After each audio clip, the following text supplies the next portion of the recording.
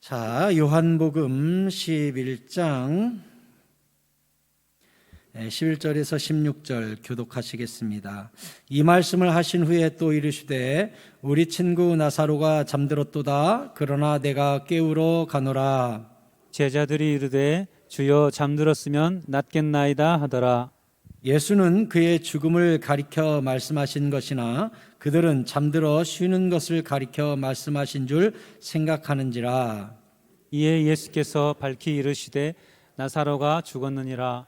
내가 거기 있지 아니한 것을 너희를 위하여 기뻐하노니 이는 너희로 믿게 하려 함이라. 그러나 그에게로 가자 하시니 디두모라고도 하는 도마가 다른 제자들에게 말하되 우리도 주와 함께 죽으러 가자 하니라. 아멘.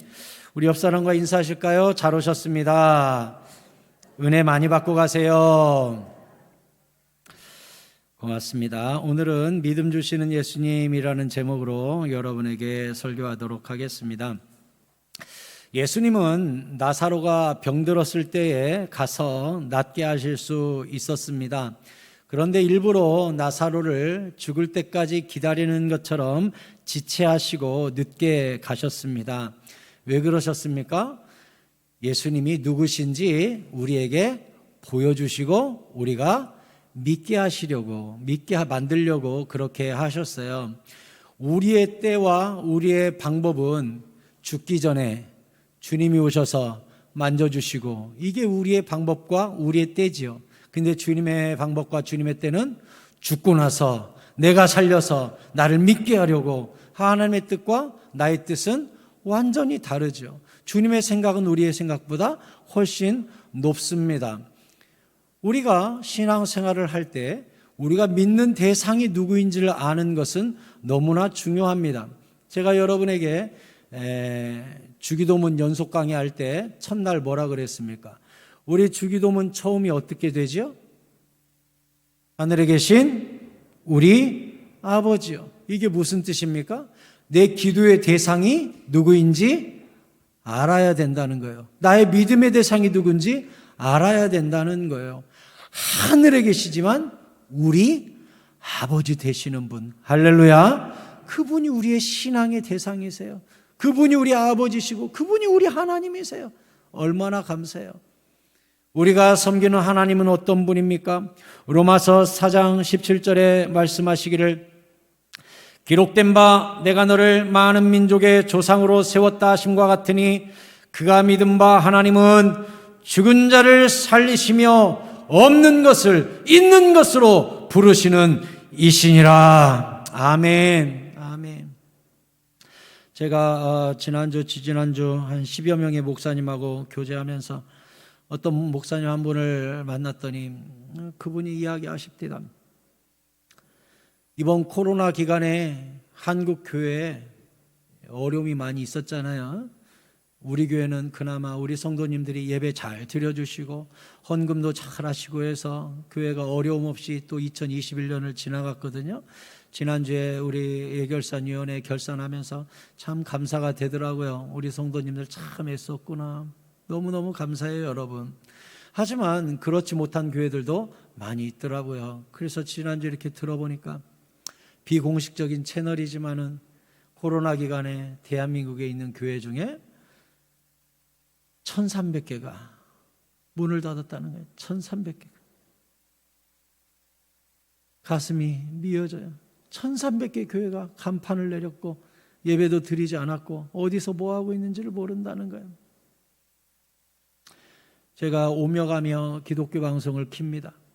기독교 방송에 어느 프로그램을 이렇게 귀 기울여 보니까 한국 교회 코로나 기간에 어떻게 예배드렸는가 전부 설문조사형 자료를 또 읊어주시더라고요. 한국 교회 40%가 방송도 못하고 모이지도 못한 교회가 40%라는 거예요. 방송 예배도 못 드리고 모이지도 못했던 교회가 40%라는 거예요. 40%. 이따가 제가 여러분에게 또 재직회 때 사역 브리핑을 하겠습니다만 여러분 그거 아세요? 대한민국 교회 중에 90%가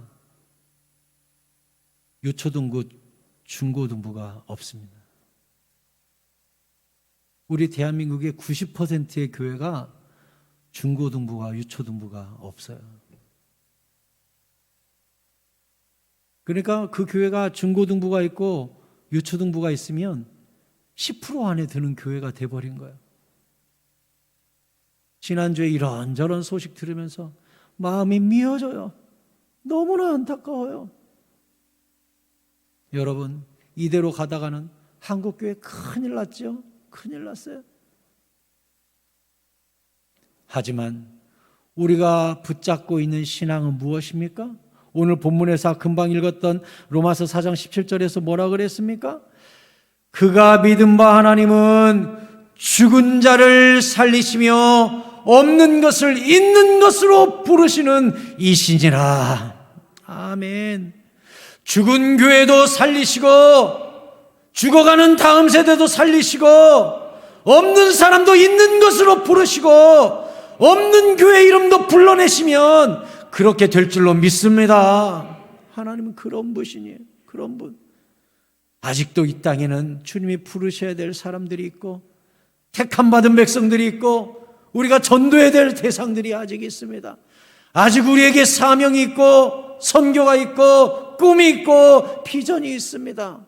코로나로 인하여 우리가 아무리 힘든 시기를 보내고 있다 할지라도 강바닥이 쩍쩍 갈라지는 영적 가뭄의 시대를 우리가 지난다 할지라도 심령마다 다 말라 비틀어져 마른 뼈가 되었다 할지라도 주님께서 이 땅과 주의 백성과 영혼들에게 생기를 불어주시고 마른 뼈야 일어나라 말씀하여 주시면 없는 것도 있는 것처럼 부르시는 말씀의 역사 가운데 이 땅의 회복과 부흥의 시대를 우리가 다시 한번 보게 될 줄로 믿습니다. 사랑하는 성도 여러분, 믿으시기 바랍니다. 기도하시기 바랍니다. 준비하시기 바랍니다.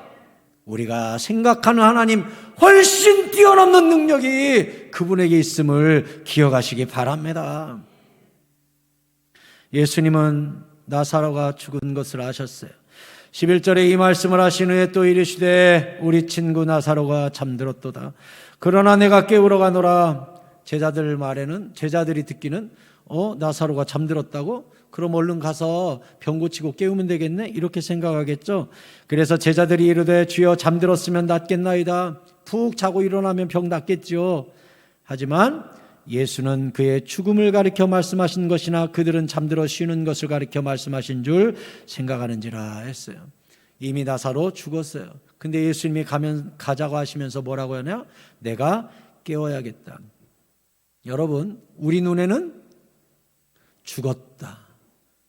누구는 한국교회 죽었다. 어떤 성도가 죽었다. 주님 눈에는 아니다. 잔다.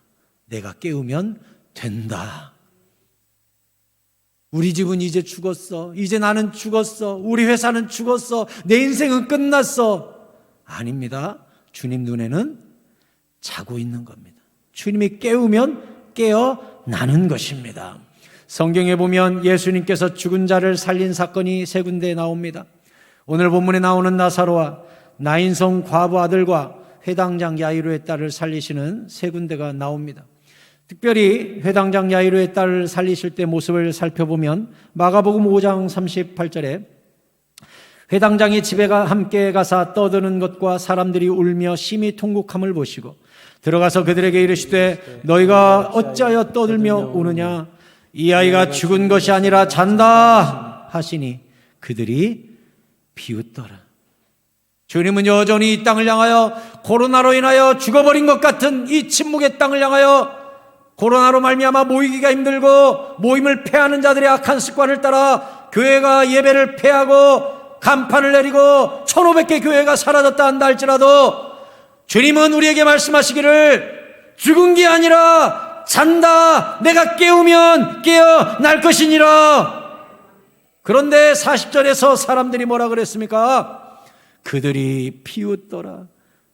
여러분, 비웃지 마십시오. 비웃었더니 어떤 일이 생겼어요? 예수께서 그들을 다 내보내신 후에 아이의 부모와 또 자기와 함께한 자들만 데리고 아이 있는 곳에 들어가셨대요. 비웃잖아요? 기적의 주인공이 될 수가 없어요. 불신앙하잖아요? 절대 기적을 동참할 수 없어요. 그들 다 내보냈대요, 주님이. 왜? 안 믿으니까, 비웃으니까, 자기 뜻이 옳다고 생각하니까 주님이 그 사람들은 내보냈다는 거예요. 아이의 부모와 제자들만 데리고 들어갔다는 거예요. 믿음의 사람만 데리고 들어간 거예요. 그리고 41절에 그 아이의 손을 잡고 이르시되 달리다금 하시니 번역하면 곧 내가 내게 말하노니 소녀야 일어나라 하심이라. 달리다금 많이 들어봤죠? 옛날에 복음성가도 있었죠? 깨어라 일어나라 달리다금 일어나라 달리다금 많이 들어봤죠? 달리다금 뜻이 뭔 줄 알아요? 소녀야 일어나라라는 뜻이에요. 언제 쓰는 말인 줄 알아요? 아침마다 부모가 딸을 깨울 때 딸 일어나, 이게 달리다금 이 뜻이에요. 그러니까 예수님은 진짜로 이 소녀를 살릴 때 내가 내게 명하노니 죽은 자여 일어나라 이렇게 하지 않았어요. 예수님이 어떻게 했어요? 딸 일어나 이렇게 하신 거예요. 진짜로 예수님 눈에는 그 소녀가 뭘로 보인 겁니까? 자는 걸로 보인 거예요. 엄한 말씀과 엄격한 음성으로 깨어나라가 아니라 딸 일어나 하니까 일어났다는 거예요. 여러분, 주님께서 죽어버린 것 같은 이 어둠의 땅을 향하여, 우리의 가정을 향하여, 우리의 자녀들을 향하여, 우리 교회들을 향하여, 이 도시들을 향하여 일어나라 하면 깨어나게 될 줄로 믿습니다. 죽음은 주님 눈에 끝이 아니에요. 스데반의 죽음도 그래요. 사도행전 7장 59절에 보면 그들이 돌로 스데반을 치니 스데반이 부르짖어 이르되 주 예수여 내 영혼을 받으시옵소서 하고 무릎을 꿇고 크게 불러 이르되 주여 이 죄를 그들에게 돌리지 마옵소서. 이 말을 하고 자니라. 성경은요 성도의 죽음을 곳곳에서 어떻게 표현해 놨습니까? 잔다고 표현해 놨어요. 왜? 깨어날 날이 있으니까. 그래서 우리 성도들은 죽음을 두려워하지 않습니다. 우리 믿음의 선조들은 수많은 순교의 길을 걸어갔습니다. 죽음이 끝이 아니기 때문에, 그 이후에 영원한 부활과 상급이 하나님께 있음을 알았기 때문에 우리 대한민국은 피의 순교의 역사에 세워진 교회 역사를 품게 된 것입니다. 왜? 죽음은 자는 거니까 두려워할 필요가 없었습니다. 사랑하는 성도 여러분, 이 믿음을 소유할 수 있게 되기를 바랍니다. 아무것도 두려워하지 마십시오. 주님 눈에는 다 잠자는 것일 뿐입니다. 깨우면 다 깨어납니다. 주님이 역전시키면 역전됩니다. 그게 주님의 역사예요. 그게 믿음이에요. 주님이 오늘 14절에 보니까 이에 예수께서 밝히 이르시되 나사로가 죽었느니라. 내가 거기 있지 아니한 것을 너희를 위하여 기뻐하노니 이는 너희로 믿게 하려 함이라. 그에게로 가자 했어요.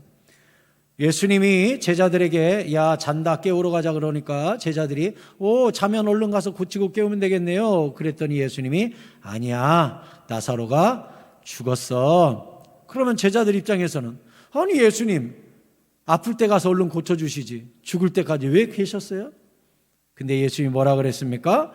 내가 나사로 죽을 때 거기 있지 아니한 것을 오히려 기뻐한다. 왜냐? 너희에게 믿음을 주기 위해서다. 어떤 믿음이요?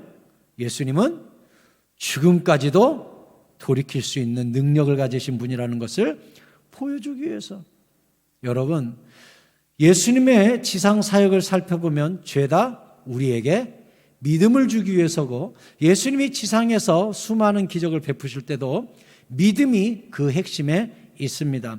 그래서 실제로 예수님이 나사로를 살리실 때, 무덤 가까이 가실 때 요한복음 11장 25절에서 마르다에게 이렇게 말하죠.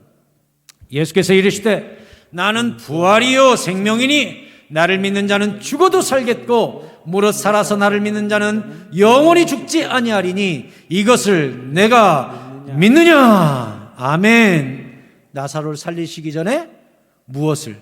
믿음을 묻고 있죠. 왜? 믿음 때문에 그곳에 가셨기 때문에 믿느냐라고 물었어요. 믿음을 체크하셨어요. 또 11장 40절에는 또 이렇게 말씀하시죠. 예수께서 이르시되 내 말이 네가 믿으면 하나님의 영광을 보리라 하지 아니하였느냐. 아멘. 살리시기 직전에도 야 믿기만 하면 영광을 보게 될 거야 하면서 살리시기 직전에도 믿음을 체크하셨습니다. 마르다는 죽은 지 나흘임에 썩은 냄새가 납니다. 예수님은 아니다. 믿으면 하나님의 영광을 볼 것이다. 우리는 우리의 냄새를 맡으며 경험을 이야기하죠. 주님, 내가 보니까 끝났어요. 내가 보니까 냄새가 나요. 내가 들어보니까 이건 아니에요. 내 귀에는 장례식 통곡 소리가 들려요. 내 코에는 시체 썩는 냄새가 나요. 내 눈에는 둘둘 말려있는 시체가 보여요. 주님은 뭐래요? 믿으면 영광을 보리라고 하지 않았느냐? 믿음은 내 귀에 들리는 모든 것, 내 눈에 보이는 모든 것, 내 코로 맞는 모든 부정적이고 악한 것들을 깨뜨리는 능력이 믿음에 있음을 기억하시기 바랍니다. 믿음은 신앙생활의 전부예요. 기도응답의 전부예요. 천국의 전부예요. 믿음이에요. 믿음. 그래서 우리가 신앙생활을 믿음 생활이라고 하잖아요. 교회 생활을 믿음 생활이라고 하잖아요. 성도를 신자라고 하잖아요. 왜 성도가 신자예요? 믿을 신자, 그 사람은 믿는 자, 하나님을 믿는 자, 천국을 믿는 자, 부활을 믿는 자. 그래서 신자라고 하잖아요. 마태복음 13장 58절에 믿음이 없으면 어떤 불행한 일이 일어나는지 보여줍니다. 그들이 믿지 않음으로 말미암아 거기서 많은 능력을 행하지 아니하시니라. 믿음이 없으니까, 안 믿으니까 주님이 능력 자체를 발휘하지 않으셨어요. 주님은 믿음을 통하여 일하시기 때문에 믿지 않아? 나도 일을 하지 않는다. 이렇게 된 거예요. 여러분, 우리 새사랑교회 내년에 주실 하나님의 크신 비전과 꿈을 믿어버리는 주의 성도들 되시기를 바랍니다. 믿으면 보리라 했습니다. 믿으면 역사를 보게 됩니다.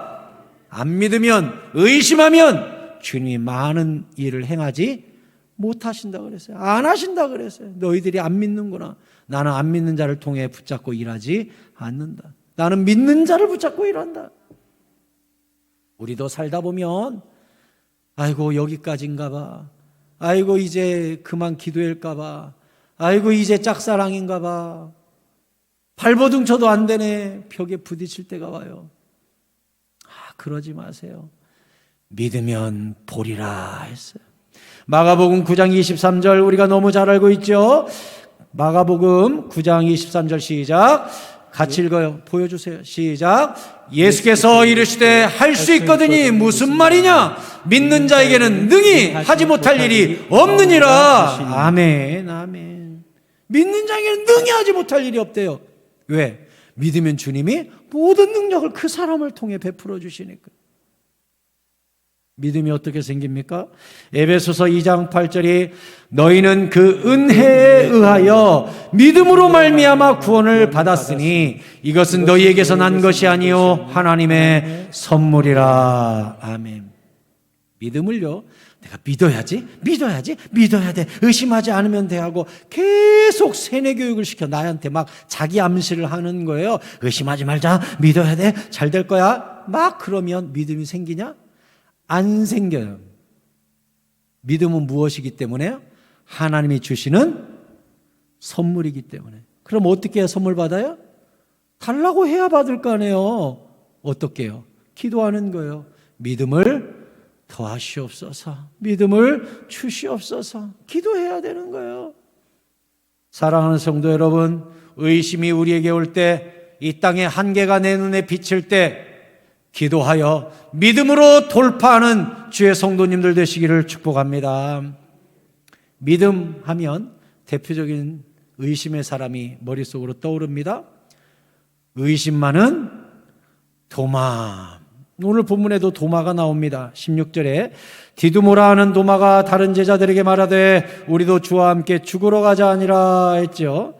아니 도마가 말이죠. 야 죽으러 가자라는 말을 했대요. 왜 이런 말을 했을까요? 오늘 앞서 본문에 보면 8절에 이런 말씀이 있죠. 제자들이 말하되 랍비여 방금도 유대인들이 돌로 치려 하였는데 또 그리로 가시려 하나이까. 예수님 거기 가면요 돌로 칠 거예요. 우리 죽어요. 가면 안 돼요 라고 제자들이 말렸죠. 근데 예수님이 가야 된다. 가서 죽은 나사로를 깨워야 된다. 이렇게 이야기하니까 도마가 옆에서 듣고 있다가 뭐라 그랬어요? 야 우리 랍비께서 우리 스승님이 가신대 우리도 따라가서 같이 죽자 이렇게 말했다는 거예요. 도마가 참 믿음이 좋았어요. 사실은 도마의 믿음을 보면요 굉장히 열정적입니다. 업다운이 심해서 그렇지 굉장히 열정적이에요. 오늘 뭐라 그랬어요? 예수와 함께 가서 죽세 이렇게 말한 사람이에요. 굉장히 뜨거운 남자죠. 상남자입니다. 상남자. 근데 이 사람이 예수님이 죽고 나니까 허망해져 가지고 제자들한테 나타나셨을 때 이 도마가 없었죠. 그러니까 도마가 의심을 하죠. 잘 알고 있는 요한복음 20장을 봅시다. 24절에 12제자 중에 하나로서 디두모라 불리는 도마는 예수께서 오셨을 때 함께 있지 아니한지라. 그때 없었어요. 예수님이 짠 나타났을 때 예수님을 못 봤어요. 그래서 다른 제자들이 그에게 이르되 우리가 주를 보았노라 하니 도마가 이르되 내가 그의 손에 못자국을 보며 내 손가락을 그 못자국에 넣으며 내 손을 그 옆구리에 넣어보지 않고는 믿지 아니하겠노라 했어요. 제자들한테 말한 거예요. 너네들은 봤어? 나는 못 봤다. 나 예수님 못자국 손 다 넣어보고 그래야 믿을 거야 했어요. 26절에 여드레를 지나서 제자들이 다시 집안에 있을 때 이제는 도마도 함께 있었어요. 그날은 문들이 닫혔는데 예수께서 오사 가운데 서서 이르시되 너에게 평강이 있을지어다 하시고 도마에게 이르시되 네 손가락을 이리 내밀어 내 손을 보고 네 손을 내밀어 내 옆구리에 넣어봐라. 그리하여 믿음 없는 자가 되지 말고 믿는 자가 되라. 도마가 대답하여 이르되 나의 주님이시오 나의 하나님이시니이다 했어요. 여러분 저를 보세요. 도마가 나는 예수님 손 예수님 옆구리 이 손으로 직접 보고 만지지 않고서는 못 믿겠어 했더니 예수님이 여드레에 있다가 나타나서 도마야 만져봐 이렇게 하셨대요. 그럼 우린 여기서 알 수 있죠. 도마가 제자들한테 나는 만져봐야 믿겠어 라고 말씀하신 그 말을 예수님이 들었다 안 들었다? 들었죠. 들었으니까 와서 야 도마야 와 만져봐. 도마를 콕 찍어서 얘기한 거 보니까 도마가 하는 말 예수님이 다 들었죠. 여러분 이거 중요한 이야기입니다. 내가 입술로 의심의 말을 해도 주님이 들으시고 내 입술로 불신의 말을 해도 주님이 들으시고 불평해도 들으셔요. 내가 믿음의 말을 해도 들으셔요. 그래서 우리가 출애굽 상황에서 이스라엘 백성이 광야에서 에이 죽어버렸으면 좋겠네 했을 때 하나님이 뭐라고 하셨죠? 내가 내 귀에 들린 대로 그렇게 해주마. 차라리 죽었으면 좋겠네 하는 사람들 40년간 광야에서 죽게 하신 다음 40년 후에 가나안에 들어가게 하셨어요. 뭐 때문에요? 말 때문에. 이 말이 얼마나 중요한지 몰라요. 여러분 집에서 혼자 계실 때 친구 만났을 때 친한 사람 만났을 때 부부간에 있을 때 절대로 불신의 말, 원망의 말, 불평의 말, 판단하는 말 하지 마세요. 주님이 다 듣고 있어요. 다 듣고 있어요. 마태복음 12장 36절에 예수님이 직접 하신 말씀이에요. 내가 너희에게 이르노니 사람이 무슨 무익한 말을 하든지 심판날에 이에 대하여 신문을 받으리니 내 말로 의롭다함을 받고 내 말로 정죄함을 받으리라. 아멘. 심판날 우리 말로 심판한대요. 무슨 말을 했는가 다 기록해놨다가 심판한대요. 그러면 우리 말 들으실까요? 안 들으실까요? 듣죠. 들어야 심판하고 적어놨다가 심판하니까 도마 말도 기록했지만 우리가 평소에 하는 말도 다 기록해놨어요. 그래야 심판날 그거 가지고 심판의 근거를 삼으니까 여러분 원망하지 마세요. 미움의 말 하지 마세요. 비판하는 말 하지 마세요. 미워하는 말 하지 마세요. 무시하는 말 하지 마세요. 제가 이번에 친구 목사님들도 만났는데 물어봤어요. 어느 한 친구가 그러대요.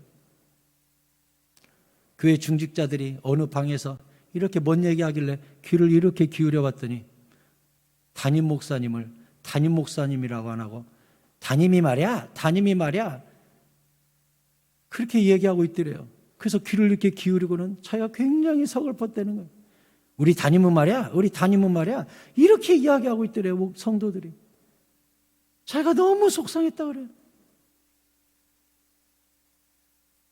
하나님이 들어요. 여러분이 권위자들을 무시하면 어떻게 될 것 같아요?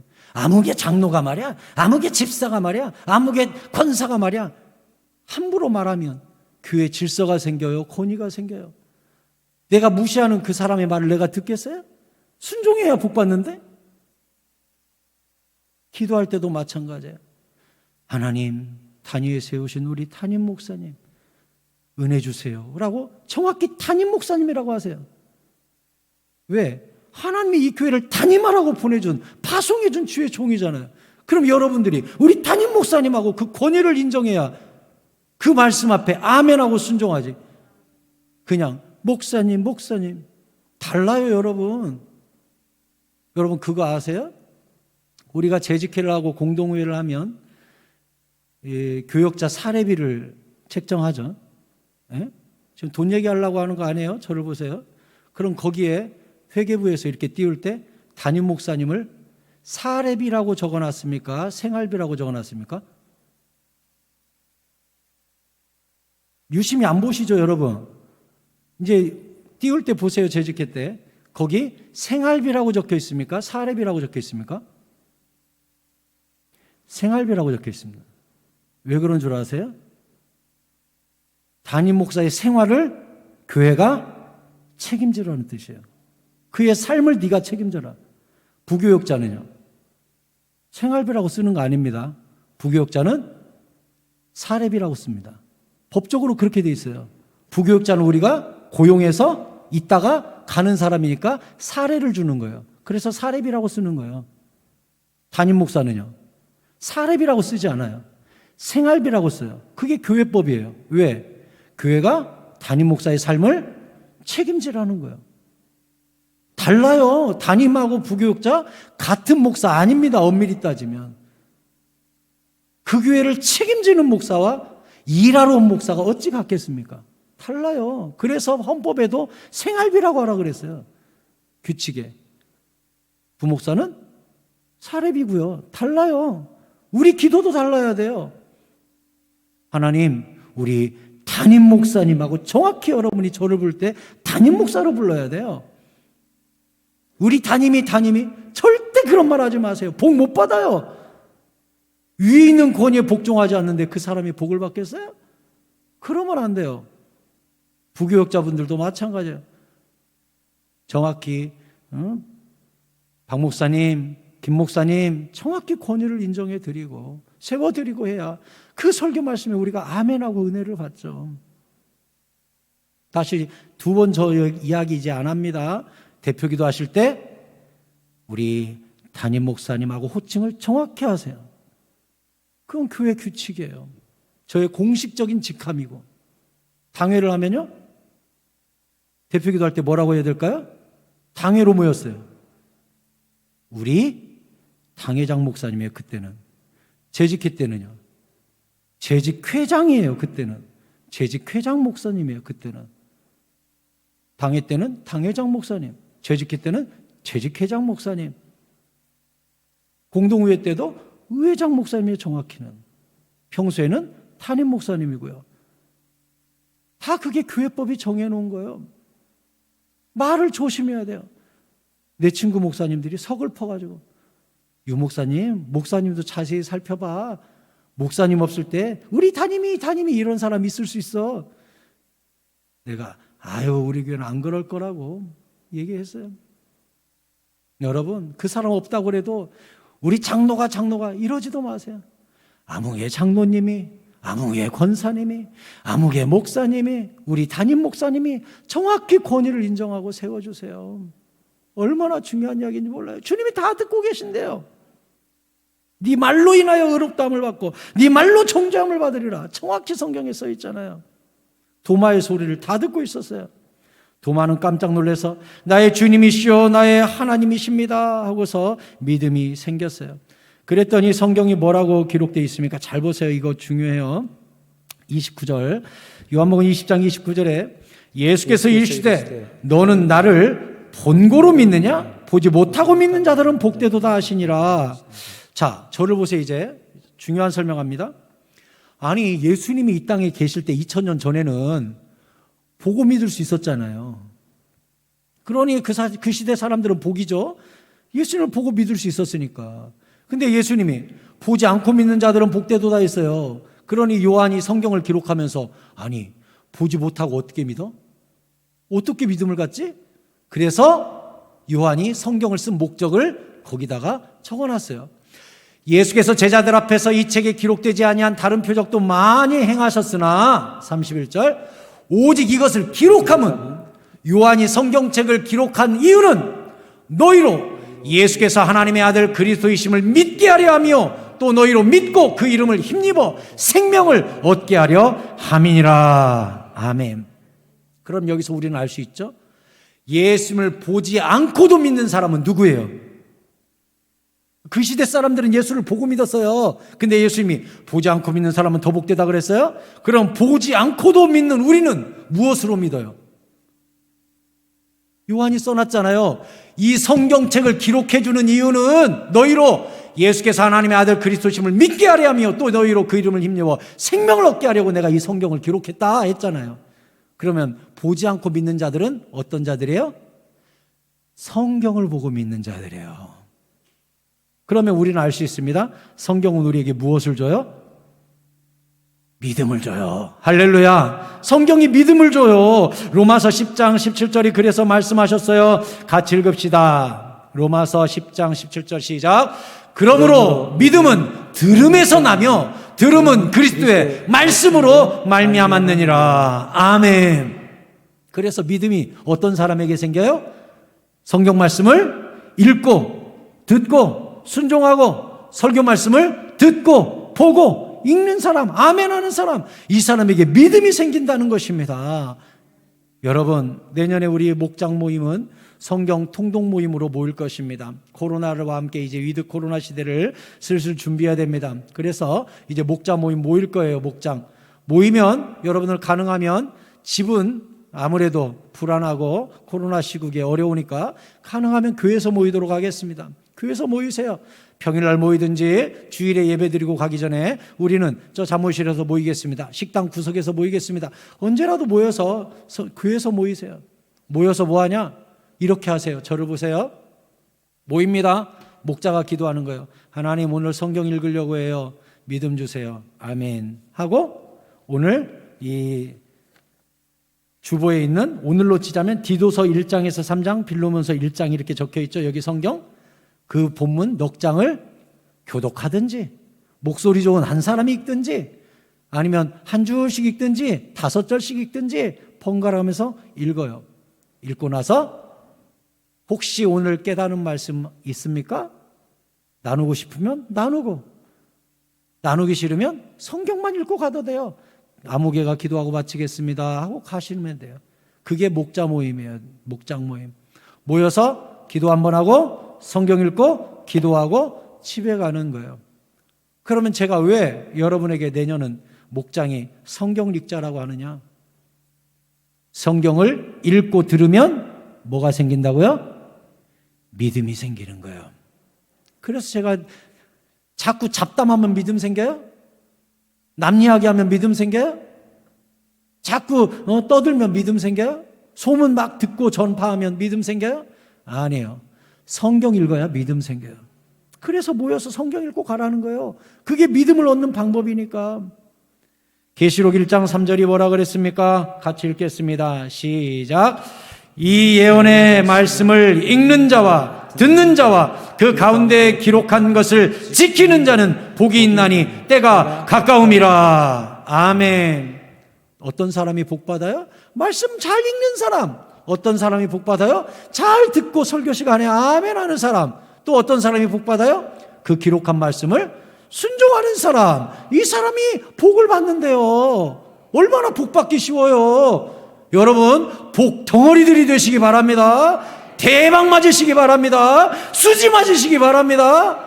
방법은 간단해요. 말씀을 읽고 잘 듣고 순종하면 복덩어리가 된다고 써놨잖아요. 내년 제 목회 계획은 회복이에요. 회복. 어떤 회복?